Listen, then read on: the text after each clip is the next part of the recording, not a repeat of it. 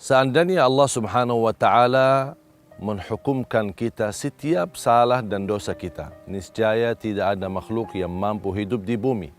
Sebagaimana firman Allah Subhanahu wa Ta'ala, "Walau yu'akhidhu Allahu an-nasa bi dhulmihim ma taraka 'ala dhahriha min dabbah, walakin yu'akhiruhum ila ajalin musamma. فإذا جاء أجلهم فإن الله كان بعباده بصيرا." Sadaqallahul Azim. Surah 35 ayat 45.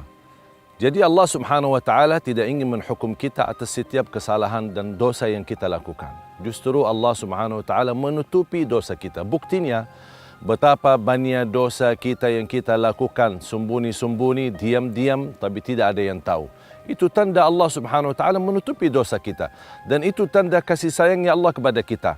Dan Allah Subhanahu wa Ta'ala masih memberikan luang dan kesempatan untuk membuka pintu taubat. Tapi mengapa banyak orang yang suka membuka aibnya sendiri? Apalagi yang berbangga-bangga berdosa dan maksiat.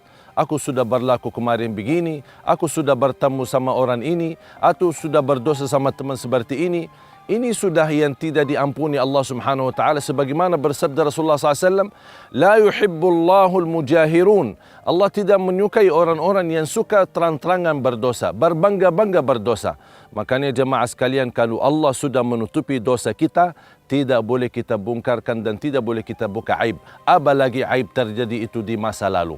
Tidak ada yang berhak ingin mengetahui dosa lalu kita. Tidak ada yang perlu dijawab ketika ada orang bertanya mengapa dosa lalu kita. Sebagaimana yang dilakukan oleh seorang wanita di zaman Nabi Muhammad SAW ketika dia berzina. Sudah berkali-kali datang minta dihukum oleh Rasulullah SAW. Tapi Rasulullah SAW marah berbaling, tidak memberikan jawaban, tidak memberikan respon.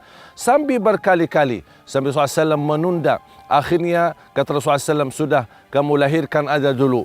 Begitu Rasulullah SAW ingin supaya wanita ini tidak kembali lagi. Kalau sudah mau bertaubat, bertaubatlah sama Allah Subhanahu wa Ta'ala. Tidak perlu membuka aib kita. Itu bersama guru kah, mau bersama siapakah, tidak boleh kita membuka aib kita. Hanya Allah Subhanahu wa Ta'ala yang tahu dan diri kita, dan cukup kita bertaubat, memohon ampun. InsyaAllah diampuni Allah Subhanahu wa Ta'ala segala dosa kita.